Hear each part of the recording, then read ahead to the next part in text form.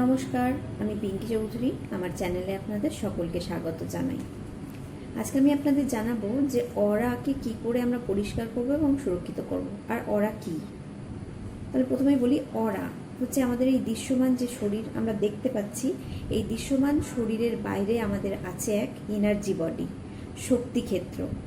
এই যে energy body বা শক্তি ক্ষেত্র, এটাকেই আমরা অরা বলি। এই অরাটাকে আমরা আমাদের সুরক্ষা কবচও বলতে পারি। তার কারণ অরার মধ্যে যে কোনো জিনিস আগে আসে, তারপরে আমাদের শরীরের মধ্যে আসে। তাই আমাদের অরা যত বেশি শক্তিশালী হবে, যত বেশি ব্রাইট উজ্জ্বল হবে, আমরা ততই সুরক্ষিত থাকব এবং আমাদের চারিপাশে ভালো এনার্জি থাকবে। আমাদের অরা যদি নড়বড়ে হয় আর কি, ভালো না হয়, দুর্বল থাকে, তাহলে যে কোনো ধরনের ঋণাত্মক শক্তি আমাদের মধ্যে প্রবেশ করতে পারবে। আপনারা হয়তো অনেকেই লক্ষ্য করেছেন যে সমস্ত মহাত্মাগণ আমাদের আছেন, যাদের ছবি আমরা ঘরে রাখি, সেই সমস্ত ব্যক্তিত্বের চারিপাশ থেকে দেখবেন এক ধরনের আলো প্রবাহিত হচ্ছে, আলো চারিদিকে দেখা যায়। তো এইটাই হচ্ছে ওনাদের অরা। এই অরা অনেক অনেক দূর পর্যন্ত বিস্তৃত থাকে। এই মহান ব্যক্তিত্বদের অরা সাধারণ মানুষের থেকে অনেক অনেক গুণ বেশি। তো মানুষের অরা হচ্ছে মানুষের সুরক্ষা কবচ, আমি বললাম একটু আগেই। তার কারণ হচ্ছে যে কোনো ধরনের ঋণাত্মক শক্তির প্রভাব বা যে কোনো ধরনের অনুভূতি আমাদের আগে অরার মধ্যে প্রবেশ করে, তারপরে আমাদের শরীরে, আমাদের মনের মধ্যে সেটা প্রবেশ করে। তাই আমাদের অরাকে পরিষ্কার করা এবং সুরক্ষিত করা খুবই দরকার। অরাকে আমরা কীভাবে পরিষ্কার করবো আগে সেটা জেনে নিই। অরাকে পরিষ্কার করার অনেকগুলো উপায় আছে। প্রথমত, যারা রেইকি জানেন তারা রেইকি দিয়ে পরিষ্কার করবেন। স্পাইরাল চক্রই দেবেন অরাতে, তার সঙ্গে সঙ্গে চক্রই সিম্বল দিয়ে সুরক্ষিত করবেন। স্পাইরাল চক্রই দিয়ে পরিষ্কার, আর চক্রই দিয়ে সুরক্ষিত করলেন।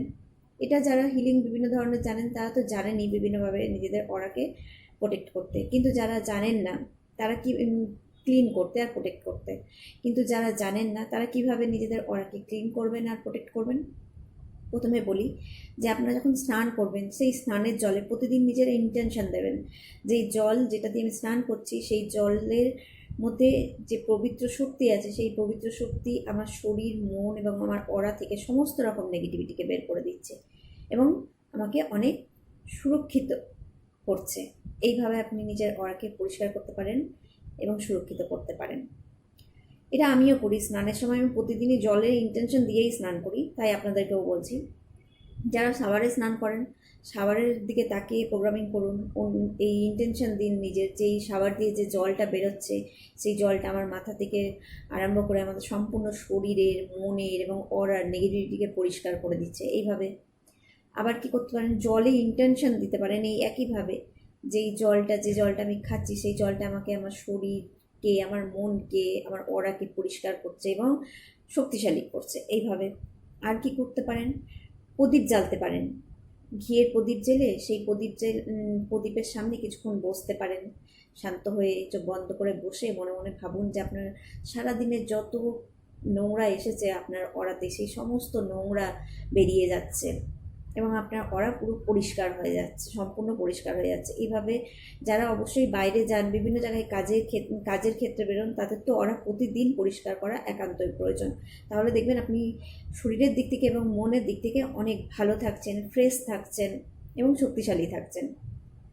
আর কি করতে পারি, সামনে কর্পূর জ্বালাতে পারি। সেই কর্পূরের যেমনভাবে অনেকে করে আর কি, এরকমভাবে নেয় না, আরতি নেয় বা কিছু, তো এইরকমভাবে আপনি কর্পূরটা জ্বালবেন। জ্বালিয়ে নিজের কর্পূরটাকে সামনে রেখে নিজের চারিপাশে এরকম করে চারিদিক দিয়ে নামিয়ে নেবেন কর্পূরের আলো দিয়ে। তাহলে কী হবে, তাও আপনার শরীরের অরা পরিষ্কার হয়ে যাবে। কিভাবে সুরক্ষিত করবেন সেটাও বলা যাক।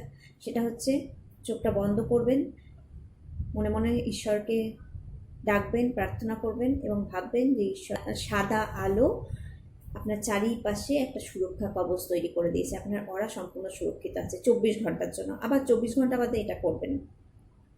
আরও একটা উপায় আপনারা নিজেদের অরা পরিষ্কার করতে পারেন, মাটিতে দাঁড়িয়ে।